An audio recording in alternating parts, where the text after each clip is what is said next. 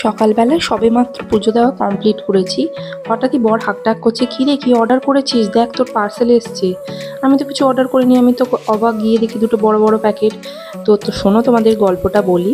কিছুদিন আগেই আমাদের অ্যানিভার্সারি গেছিলো, তো তখন বাবা বলেছিল তোরা কিছু গিফট কিনে নিস, আমাদেরকে টাকা পাঠিয়ে দিয়েছিল। তো আমরা ভাবলাম একটা ওটিজি ওভেন নেব, কারণ আমাদের দুজনেরই রান্না বান্না করার খুব শখ, আর বিশেষ করে আমার বেকিংয়ের খুব শখ। তার জন্য আমরা দেখতেও গেছিলাম, তোমরা ভিডিওতে দেখেছো, কিন্তু পছন্দ হয়নি তখন। তো তারপর আর কোনো কথাবার্তা হয়নি। বর হঠাৎই দেখছি নিজেই অর্ডার করে দিয়েছে একটা ওটিজি, আর ও নিজে একটা অর্ডার করেছে এয়ার ফ্রায়ার, কারণ হেলদি জিনিস, তেল ছাড়া জিনিস খাওয়ার জন্য। ও তেল সেরকম পছন্দ করে না, তাই জন্য। তো দেখো, এই যে এটা হচ্ছে আমাদের ওটিজি ওভেনটা, তোমাদের নতুন নতুন রান্না করে দেখাবো এবার। তো তারপর আমরা সন্ধ্যাবেলা চলে গেছিলাম একটু মার্কেটিং করতে, ওটিজির যে সমস্ত বেকিং পেপার লাগে সেগুলো কেনার জন্য। তো বাড়িতে এসে নতুন ওটিজিতে বানালাম তন্দুরি। তো তোমাদের ভিডিওটা কেমন লাগলো জানিও। Thanks for watching.